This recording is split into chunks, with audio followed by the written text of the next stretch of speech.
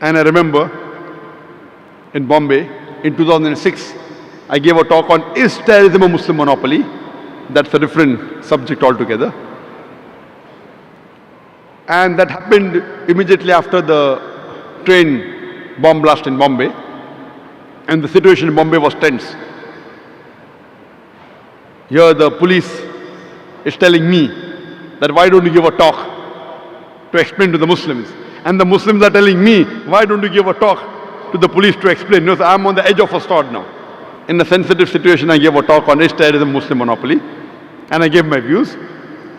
And during question answer time, there was a Hindu who came and told that if I was a Muslim,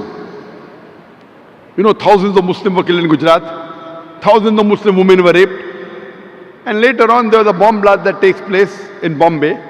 More than 180 people are killed, and it was in the newspaper that Muslims are behind the bomb blast. So during question answer time, this Hindu gets up and says that if I was in the place of the Muslim, and if thousands of Muslims were killed, and thousands of women were raped, I would have done the same thing. I would have done the bomb blast in Bombay. And everyone clapped. I told him that what you're behaving is like a normal human being. It's a reaction.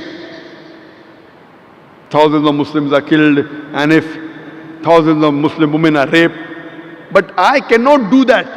I, being a Muslim, I cannot do that because my Quran, the last and final commandment in the Quran, does not permit me to kill any innocent human being. If some Hindus have done in Gujarat, it does not permit me to kill the other Hindus in Bombay. It is prohibited in Islam. Just because some Hindus did some mistake in Gujarat, I cannot harm the Hindus of Bombay. If you catch the Hindu in Gujarat who has done the mistake, give him to the law, give him punishment, I'm for it. But you cannot take revenge by killing Hindus in Bombay. It's not allowed in Islam.